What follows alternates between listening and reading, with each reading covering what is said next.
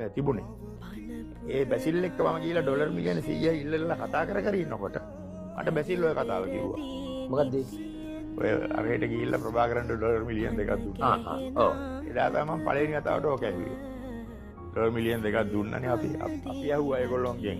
දැන් ඕගොල්ලෝ අපට උදව් කරනවා මෙහෙම ඡන්දේ දාගෙන නවත්තලා. අපෙන් මොනවද ඔයගොල්ලන්ට කරන්න ඕනේ කියලා.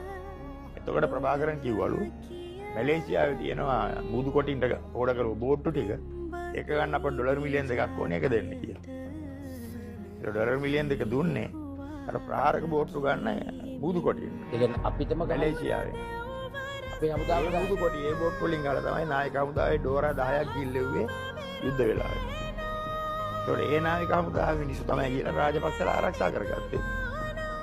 ඩෝරා වලට ගහන්න බුදු කොටින්ට බෝට්ටු කියන සල්ලි දුන්න මිනිස්සු නායක හමුදාවෙන් අරන් ගිහලා තිරුකුණාමලේ හංගගෙන යන ආරක්ෂා කරගත්තා. උතත් නායක හමුදාවට. ඔව්. කරන්නාගොඩ වගේ ඉතිහාසයක් තියෙනවා.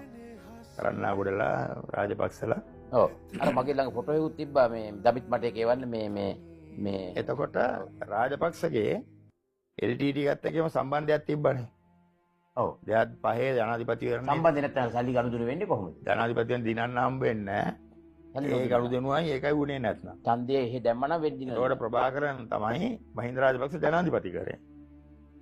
මහින්ද රාජපක්ෂගේ හිත හද සාක්ෂියක දන්නවා. දැන් 2010 ජනාධිපතිවරණ එනවනේ ඊළඟට. එතකොට මෙයා මේක ලෑස්ති වෙන්න ඕනේ. යුද්ධය වල ටික කාලයක් යනකොට ජනාධිපතිවරණ එනවා. මෙයාගේ ඔළුවේ දැන් මේක තියෙනවා. මම ප්‍රභාකරන්ලා අරගොල්ලෝ මේගොල්ලෝ මැරුවොත් දෙවන මිනිස්සු මඩ විරුද්ධව ඡන්ද දෙනවනේ මේ පාර කියලා. එතකොට මෙයා කල්පනා කරන්නේ දැන් ආයි 2010 ජනාධිපති වෙන්න කොහොමද කියලා. 2009 අපි මැද්ද යුද්ධ ඉවර කරා. 2009 අගදී ජනාධිපතිවරණ එනවා. ඔව්.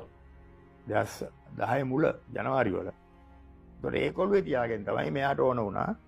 මුන් ටික මැරුවොත් මට අනිවාර්යයෙන්ම දෙවල මිනිස්සු ඔක්කොම ගිහිල්ලා ඡන්ද දෙනවා අනිත් පැත්තට. එකපාරක් ඒක අත්දැකීම් තියෙන මිනිහනේ. ඒතකොට මට ජනාධිපති වෙන්න බෑ. ඕක හිතලා තමයි මෙයා සීස්ෆයර් එකක් දෙන්න කිව්වේ. දැන් කවුරු කතා කරලාද ඔය කරේ? ජනවාරි 26 අපි මුලතිව් ඇල්ලුවා.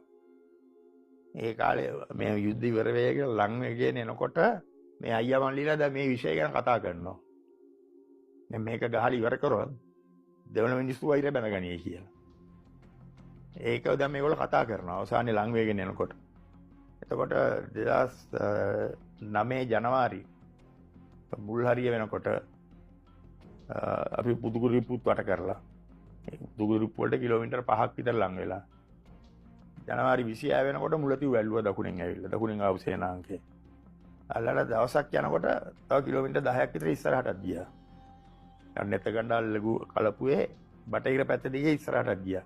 ඒ කියන්නේ පුදුකුරිප්පු වල දකුණෙන්. දැන් පුදුකුරිප්පු වට වෙලා තියෙනවා.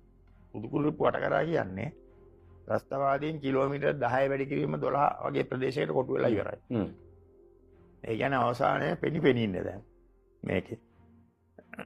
ඒ කියපු ගම්මට අපි ගියා නම් මාර්තු අග වෙනකොට යුද්ධ ඉවර වෙනවා. අනිවාර්යයෙන්ම. ඒ කියපු එකට ඉතුරු ටික ගහලා දැම්මනම්. මොකද පුදුකුරිප්පු ගැහුවා නම් ඉතුරු ටික වැටෙනවා. ඒක නිකන් සාජන්ලා කෝප්පරලගේ වැඩක් ඊට පස්සේ. ඒකයි නවත්තන්න බෑ කාටවත්.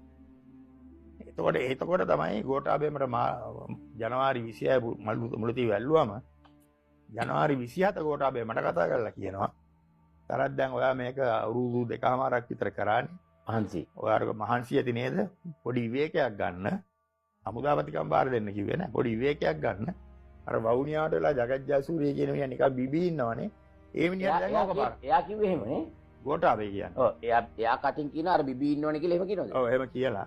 ඒ මිනිහට ඕක බාර දෙන්නකො කරන්න. මොකද මෙලෝ මොලයක් වාකීමක් නැති කතාවම තමයි හැමදාම කරේ.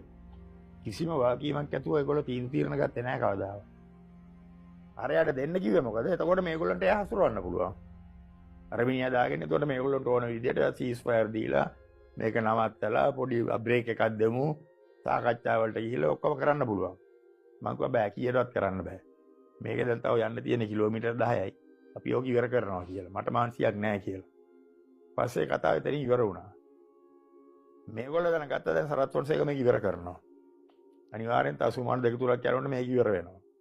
අනිවාර්යයෙන්ම පෙබරවාරි අග මාර්තු මුල වෙනකොට මේක ඉවර වෙනවා කියලා මට තේරුණා.